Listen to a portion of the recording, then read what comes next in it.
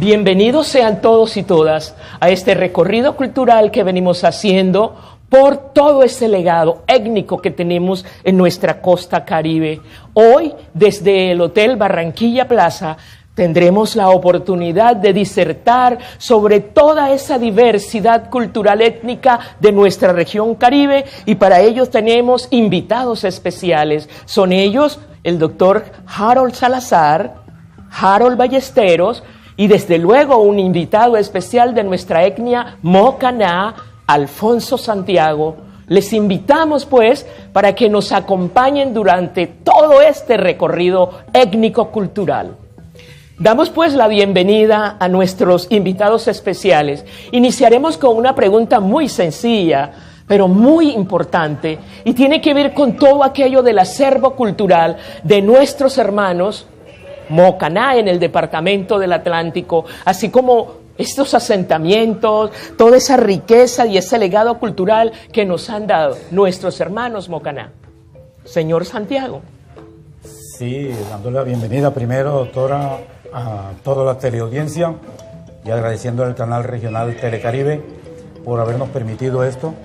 Sí, nosotros estamos aquí atendiendo ese llamado porque la diversidad, lo cultural que nos llama, que nos motiva a estar aquí, tiene que ser mostrado, ya que gracias a gestiones e inquietudes de nosotros pudimos rescatar y hoy se encuentra nuestra etnia reconocida por el Ministerio del Interior como una parcialidad en todo el territorio del Atlántico, conformada por 6 pueblos. ¿Podría explicarnos qué significa esto? Utensilio de ellos utilizado como un hacha manual, también lleva un mango de madera, sí, incrustado, diferente al que es hoy, que la madera iba incrustada en el metal. Este iba incrustado en la madera y iba apretando más. ¿Y cómo para qué lo utilizaban? Para picar, cortar, y ya más grande, algunas de unos 3 kilos que hemos encontrado, todas llevan el mismo perfil, todas llevan, se indica el uso, hay más grande para tumbar árboles. ¿Y este elemento? Este es uno de los elementos como tótem sagrado que usaban también, y vemos que lo de eso del pito no es nuevo, ya ellos usaban un pitico, le daban otro uso como adorno, como utensilio, porque todo lo que usaban ellos nada más era el barro y la madera, no tenían disposición de metal como hoy en día, todos los utensilios eran piedra y madera. Muy bien, excelente por todos estos aportes de la cultura mocaná, pero la historia nos ha negado gran parte de ese legado cultural de nuestros hermanos y hermanas procedentes de África. Le pregunto al doctor Harold Ballesteros, además del tuntún del tambor, además del baile, del mapalé, de la cumbia, ¿qué otros elementos importantes pudiéramos dar a conocer a nuestros televidentes en razón al legado africano? Bueno, Carmen, son múltiples los aportes del pueblo africano en América. Ustedes saben que la venida del africano a América se produce justamente en el momento en que hay una crisis de mano de obra indígena, y eso permitió que se le pidiera a la reina la dispensa para traer hombres que luego se colocarían en condición de esclavos en América. Y con ellos ustedes saben que todo hombre, cuando se traslada de un lugar a otro, este hombre es además portador de cultura. No solamente es un comerciante o no solamente es un trasplantado de un territorio X a un territorio Y, sino que en sí este hombre es poseedor de todo el acervo cultural. Por otra parte, nosotros hemos tenido a lo largo de la historia una cosa muy clara de manera primaria, y es que parece que lo único que trajimos fue lo folclórico. Y sucede que lo folclórico evidentemente es lo más cercano a lo primigenio de cada cultura. Sin embargo, la cultura, como es tan cambiante, en la medida en que se va avanzando en ella, en la medida en que se van haciendo convenios de hibridación, es decir, negociaciones de cultura, digamos que los grupos culturales no van acabando con lo anterior, pero indudablemente van refinando algunos elementos de la cultura. El hombre afrodescendiente, ya no el africano, sino el afrodescendiente al cual pertenezco, indudablemente ha entrado en una nueva dimensión, y es que es en el reconocimiento de que no solamente es en la danza, es en el folclore o es en el boxeo que se, ciertas artes como el de Sistina, que era tan terrible, pero hoy encontramos a estos hombres en la universidad, hoy los encontramos dirigiendo poder, entre otras. Uno de los primeros presidentes de Colombia fue el presidente Nieto y era negro. ¿Sí? Esto, digamos que de alguna manera lo que encontramos es que hay también cierto ocultamiento de la historia con respecto a los aportes de los hombres intelectuales de la comunidad afrodescendiente. Excelente, maestro. Teniendo en cuenta esto del ocultamiento, quisiéramos que el doctor Harold Salazar, que es una persona versada en todo esto de los medios de información masiva, nos contara un poquito sobre la importancia de la visibilización de todos estos valores étnicos para el desarrollo de nuestro país. Carmen, muchas gracias. Es importante estar aquí en Huellas de Africanía compartiendo un poco de los elementos fundamentales de nuestras culturas como un país pluriétnico y multicultural, pero es claro que como principio de un Estado liberal que busca que se visibilicen sus diferentes culturas, debería existir un incentivo, una política pública de fomento a la difusión de los valores culturales de todas las etnias que hacen parte de nuestro territorio nacional. Yo creo que eso se queda en unos simples postulados constitucionales que suenan muy bonitos, muy hermosos, pero eso en la praxis es poco lo que se aplica. Yo creo que lo fundamental es que el discurso comunicativo que elaboran las diferentes culturas de nuestro país puedan tener un espacio importante en los medios de comunicación, especialmente en los medios audiovisuales por su amplia penetración que tienen sobre la nación y la importancia de los medios de comunicación como elemento para construir identidad. Amigos televidentes, ¿se dan cuenta la importancia de este programa? Les invitamos a continuar en sus lugares y nos vamos a una pequeña pausa de comerciales, pero continuaremos.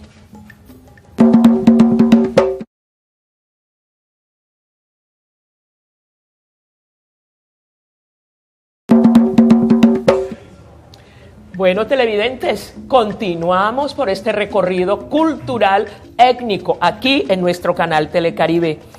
Teniendo en cuenta la magnitud de invitados que tenemos, yo quisiera a nuestro hermano Santiago que nos comentara qué diferencia hay entre lo que es un resguardo y a lo que hoy en la política pública le llamamos parcialidad. Sí, doctora, cuando se habla de resguardo ya es legalmente constituido, aprobado y reconocido por lo público, por el gobierno. Se habla de departamento, distrito, municipio y resguardo. Hay como un respeto más hacia esa comunidad.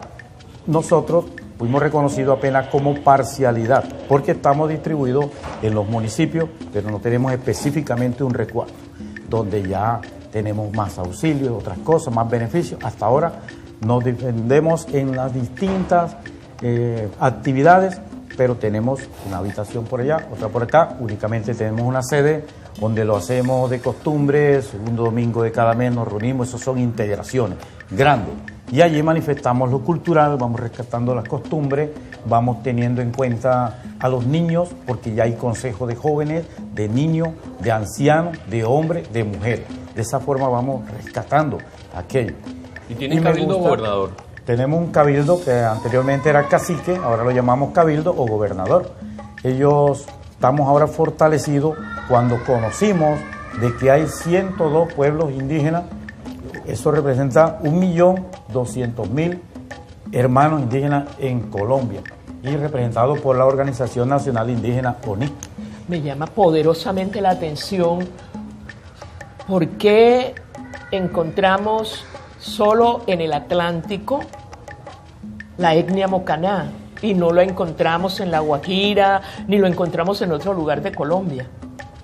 La etnia mocaná, si tenemos los hermanos en La Guajira, los guayú. Los guayú conocidos. hacen parte de la misma... Relacionamos mucho con los guayú.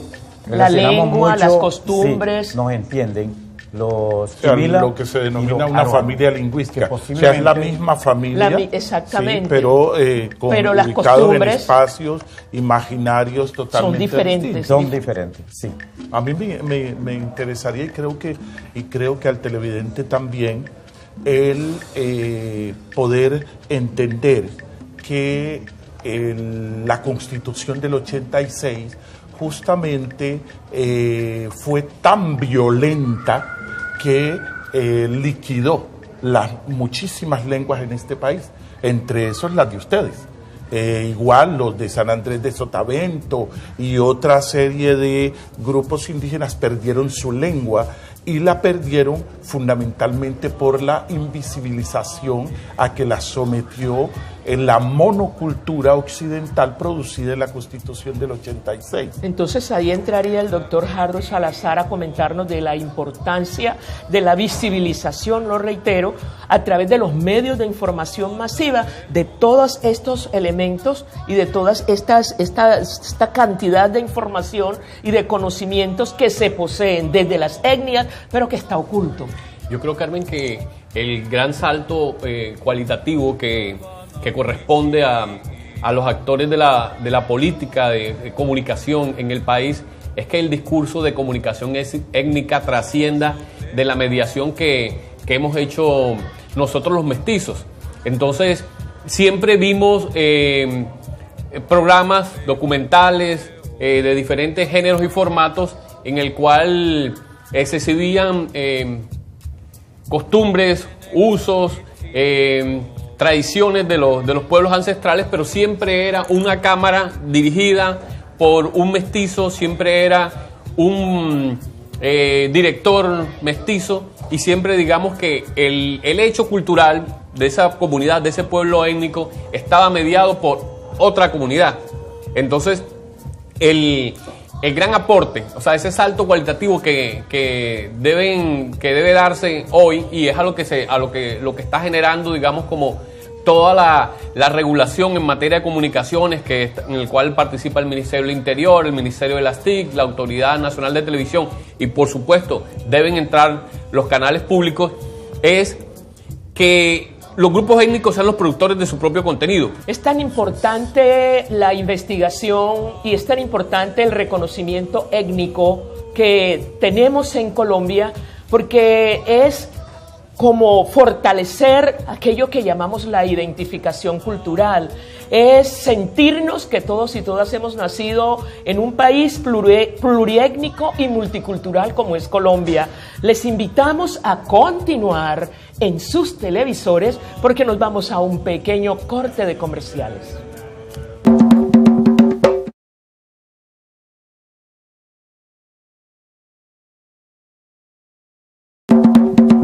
Continuamos con su programa Huellas de Africanía y les recordamos hoy desde el Hotel Barranquilla Plaza. Bien, quisiéramos que nuestro hermano y amigo Alfonso Santiago nos hiciera como un breve recorrido por todas esas costumbres propias de nuestra etnia mocaná, esos arraigos y aún más en este escenario de globalización en donde se atomizan las culturas autóctonas que están haciendo ellos para la recuperación de su propia cultura. Cuando estamos enfrentados con un mundo occidentalizado, hasta nuestros propios familiares, meterle en la idea lo cultural, lo tradicional, nos ha costado esfuerzo, pero vamos venciendo eso y estamos por eso con el princesado, con que se consuman los productos naturales.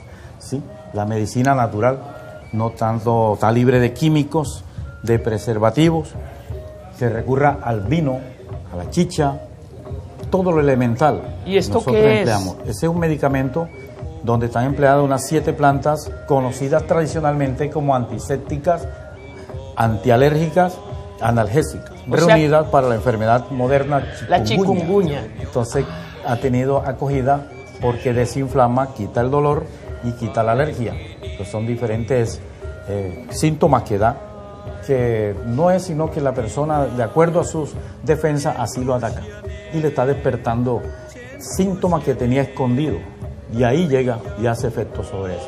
Nosotros hemos dado, nos duele que los hermanos estén sufriendo y presentamos esos productos naturales, que no acudan a tanta pastilla que les inflama, que les produce efectos secundarios, sino lo natural. ¿Y en cuanto a la lengua? La lengua, pues el daño más grave que nos hicieron los españoles, nos violaban a las indias, las torturaban, a los más ancianos por la sabiduría los aislaban para que no transmitieran la lengua a los pequeñitos, y así de esta forma, hasta registro que llegaron a mocharle para que no hablaran, hasta que le impusieron el español. Le quitaron la costumbre y pues les cambiaron. Los templos sagrados pusieron un templo católico, y así de esa forma forzada nuestra lengua materna se opacó. Ahora estamos en esa tarea del rescate con la guía de nuestros ancestros mamos. Los mamos de allá nos dirigen cuando estamos en los sitios sagrados. Nos concentramos espiritualmente tan fuerte que nos hablan en la propia lengua, y de ahí vamos traduciendo cómo era exactamente nuestra lengua, traduciendo si era de Arhuaco, si era Guayú, si era Mocaná. Exactamente, en un principio nos hablaron de Caribe y de Chicha, y investigación más pura dijeron era Mocaná, y se extendía hasta Bolívar, no nada más hasta el Atlántico.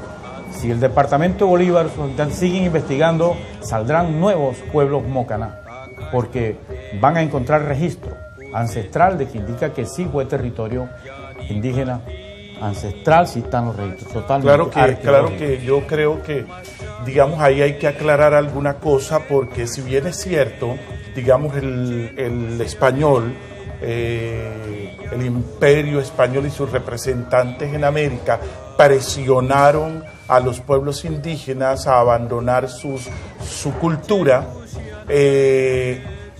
la mayor parte de los indígenas en América resistieron, y resistieron justamente en la medida en que hicieron un proceso de hibridación cultural. Lo que pasa es que mucho más que eso, para desaparecer la lengua mocaná, se produjo fue a partir de la Constitución del 86. La Constitución del 86 determinó que había una sola lengua, que era el castellano, que había una única cultura, que era la cultura blanca occidental, ¿verdad? Y eso llevó a tal punto en que fue eliminando las posibilidades lingüísticas, los marcadores lingüísticos, los marcadores fonológicos de estos grupos culturales indígenas. Ahora, el otro fenómeno que tendría que tocarse, digamos, ya en el final de este programa, tiene que ver con que los medios masivos de comunicación en el país concentran en 2, 3 o 4 programas la visibilización que no hicieron durante todo el año de los grupos étnicos. Entonces, te hacen un programa al final del año, cuando a lo largo de 12 meses debieron haber planteado una política, ¿verdad?, de inclusión, de visibilización, una política pública real y de compromiso con los grupos étnicos. Y eso está pasando a nivel nacional y está pasando con las televisiones regionales, y yo creo que ahí hay que llamar la atención, Harold. Totalmente, porque la política pública debe responder a una verdadera intencionalidad en lo regional. Y aquí el hecho regional es supremamente clave, porque desde el Golfo de Urabá hasta la península de La Guajira tenemos un sinnúmero de culturas, nada más por hablar del Caribe continental, que son invisibilizadas a la programación, y no puede ser que los canales regionales se dediquen a reprogramar modelos del interior del país. Es necesario que fomente nuestra cultura, que fomente nuestros valores y que proyectos como Huellas de Africanía estuviesen presentes a lo largo del año, que es lo que señalaba Harold. Eso es una política pública, eso es lo que refleja el verdadero interés, y para eso es la televisión pública regional. Entonces, la posibilidad de tener un discurso que nuestros hermanos de diferentes etnias puedan circular sus imaginarios y puedan proponer sus propios contenidos hechos por ellos mismos, y en algunos casos, ¿por qué no?, también que puedan ser relacionados con el discurso de otras comunidades. Pero lo fundamental es que la política pública se refleje en hechos concretos y no en dádivas los cuales se cumple como la cuota de pantalla. O sea, y se cumple con lo que dice el Acuerdo 01, que un porcentaje mínimo de la programación debe tener enfoque o contenidos étnicos. En esto básicamente hablamos de contenidos étnicos y que deben tener una clara orientación a las políticas públicas de fomento a una comunicación incluyente en nuestra región Caribe. Incluso los costos, uno dice, bueno, el problema de los costos es que hay que ir a Palenque, a San Basilio de Palenque, hay que ir al otro resguardo. No, Barranquilla es una ciudad-región, y en esta ciudad se encuentra prácticamente todas las manifestaciones culturales del Caribe colombiano.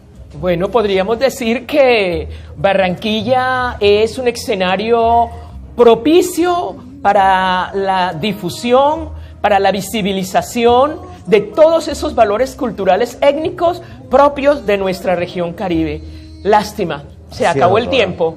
Vamos a terminar y quiero dar gracias a Harold Salazar, a Harold Ballesteros, a Alfonso Santiago, a nuestro canal Telecaribe, a el Hotel Barranquilla Plaza, al equipo que nos ha acompañado en este día y a todas las personas que de una manera u otra han aportado a que hoy Colombia y el Caribe colombiano sea rico en cultura étnica.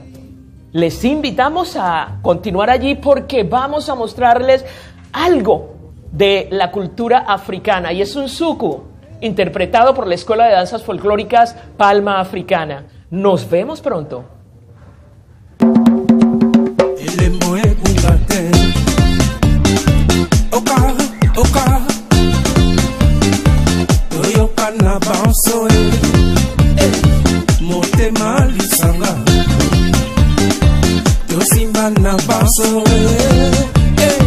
Quels que soient les problèmes,